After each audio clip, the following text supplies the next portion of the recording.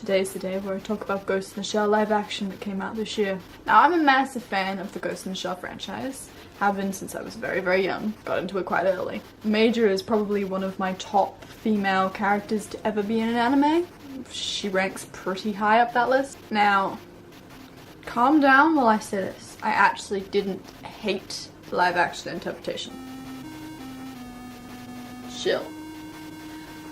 I actually didn't mind it. Actually, I found a lot of positives in the movie. Of course, there were major faults.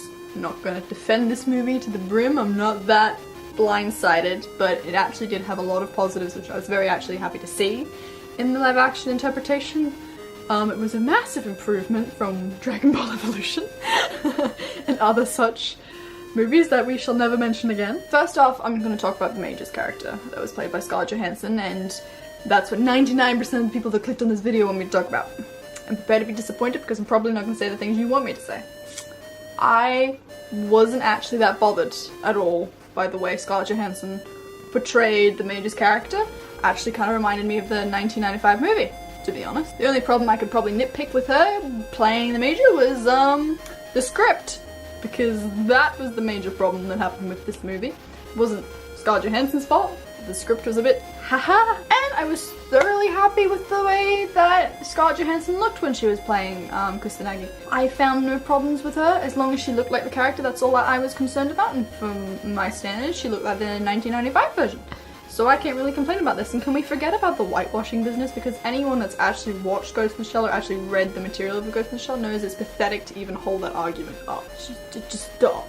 You're just barking up the wrong tree. Go read and watch the original material again and then come back to me, because obviously you need a refresher course. Just saying. That was basically my main concern going into this film, was that the Major looked like the Major and sort of acted like the Major as much as she possibly could act like the Major with the crappy script she got. She did a pretty good job in my opinion.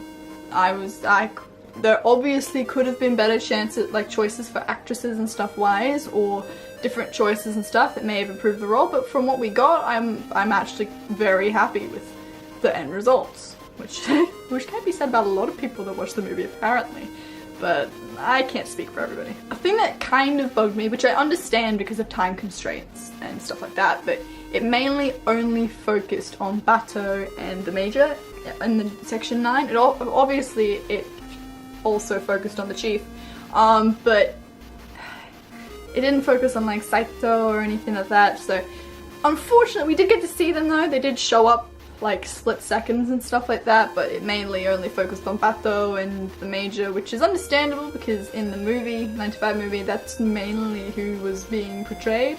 And they sort of are. Bato is sort of like the main supporting role to the Major, so I can understand why they didn't. But I would have liked to see more of the sideline characters, like other Section 9 characters. Just would have loved to see some. This was definitely a passion project. That's what I want to get across to everybody. This was definitely like a big budgeted passion project for the people creating this movie. You could tell with all like the teaser trailers that were coming out every so often, and all the behind the scenes snippets and all the interviews and everything that came before the movie, that they were just pouring a whole lot of passion into what they were making, and like all the effects and everything they were showing and stunts and stuff. It was amazing. I was actually thoroughly impressed with how much they were actually giving coverage of the movie and everything like that. So they even released, I think, 5 minutes of the first 5 minutes of the movie upcoming to the movie, which I think's pretty damn cool, and it just proves even more it's a passion project, and they were doing this for the passion and not actually doing it as like a market move. Well, they were doing it as a market move, but it was more of a passion project for them, not like, oh my god, we're trying to like overtake the anime community type move. So I was actually kind of, you could feel that they had a lot of, they put a lot of work into this, which I really, really appreciated as an anime fan and as a fan of the original material. I was actually very happy with how much effort was actually put into this. Rupert Sanders did an amazing job with like the cinematography and stuff like that, and you can tell he's a visionary person. All that he's sort of missing is someone that can write. That was probably, I'm not even going to say probably, that was the downfall that most people are going to take from this movie, because no matter how pretty it looks, it's all down to the writing, and if the writing's not up to standards, then the whole movie just goes sidelines, which is kind of what happened. Alright, you can argue with me all you want. But Ghost in the Shell had like everything going for it. It had good casting. I agreed with everyone that was cast. I'm like, going, you look like the character. I can see before previous records that you can act. Although Takashi was probably my favourite. It had stunning visuals. Oh my god, the visual effects team. Well done. Well done. And the costume design, stellar work. Amazing. Just awesome. The only thing I could say that I really wanted out of this film was probably an R rating. But it was PG-13, and I understand why they wouldn't want to put a franchise that no one knows about in the big Hollywood community into an R-rating movie, but it would have worked so good if it was R-rated. But I understand why they didn't do it R-rated, because no one knows about Ghost in the Shell in the West. Hardly anyone knows, apart from us otaku people, we're the only one that knows. So I understand why they didn't do it, but I so wish they did. How cool would have that been? The only thing I had a problem with in this entire movie was the writing. That's the only thing I had a major issue with. And I mainly think that was because they kind of just skimmed through what Ghost in the Shell was about, skimmed through all of the original material, all adaptations of the material, so Arise, Sack, the movies and stuff like that. They just skimmed through all that and then they kind of just meshed it all together, and that doesn't work because each Ghost in the Shell project has its own individualized twist to it. Like in Arise, the Major is a lot more human. There's different backstories for everybody. In Standalone Complex, it was a lot different from Standalone Complex 2. They changed stuff in Standalone Complex 2 that like differentiated from the first.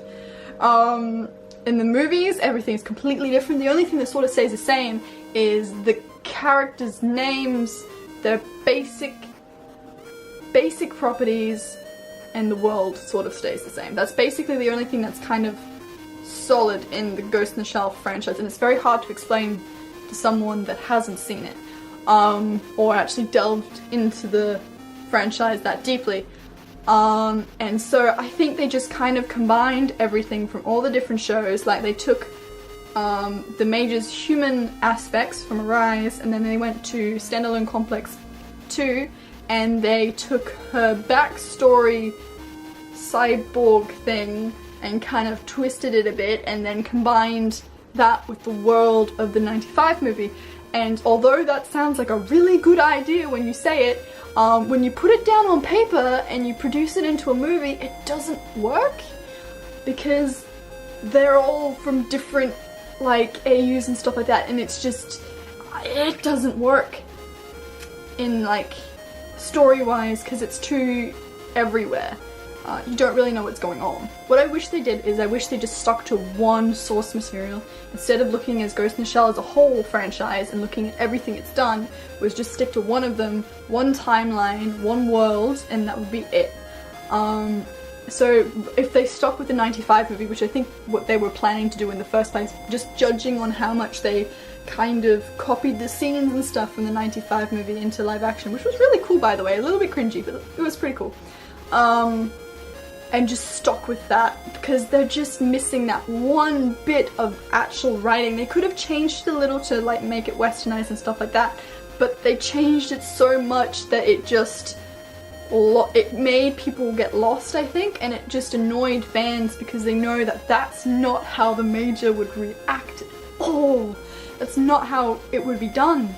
And that's basically what people had a main problem with, but then they were like, oh no, they cast someone else, and no, it doesn't have anything to do with it. The script was the problem with the movie.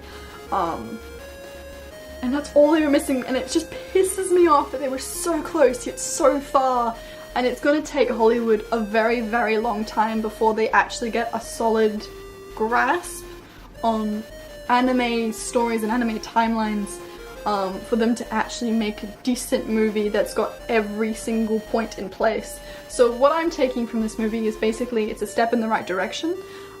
They got so much right in this movie, but unfortunately the thing they got wrong is the thing that everyone looks at when they go to see a movie, which is the script. And that's the only thing they got wrong, and it just is really annoying that they didn't get that. Now with all this in mind, if I was going to rate Ghost in the Shell with anything, I would give it a 5 out of 10. And that's only because the script failed it. Everything else about this movie was perfect. I don't think I've mentioned the score yet, but the score was actually really, really, really good.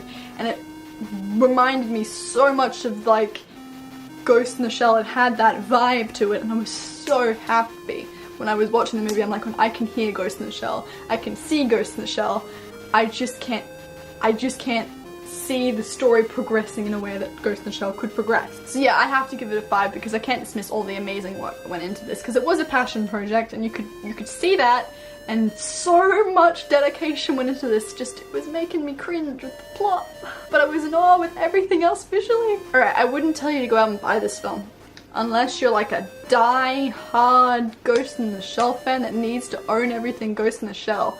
I'd only say to watch it if you're interested in live action interpretations, or watch it if you're curious, because it's definitely better than Dragon Ball Z, and I would definitely say that it was better than the Death Note adaptation too. Probably gonna get a lot of hate for that, but that's how I think of things, because the only thing that failed this movie was the script, in my opinion. I was watching it the entire time and I'm like going, this sucks. Why did they let whoever wrote this write this? It sucks so bad. Ah! Yeah, so that's all for me. That's all my thoughts on this film. So yeah, you can go out and watch it if you want. I know I'll be buying it just because I want to own everything Ghost in the Shell, and anything with Ghost in the Shell on the name it's a DVD, I want it. But yeah, tell me your guys' thoughts. Did you like the movie? Did you even see the movie? Are you a bit on the edge about the movie? What's your thought on live adaptations? Mine's, I'm losing hope. I think there is going to be a good live action movie to come later, way in the future, not anytime soon. That's all I have to say on this matter. I hope you enjoy the rest of your day, and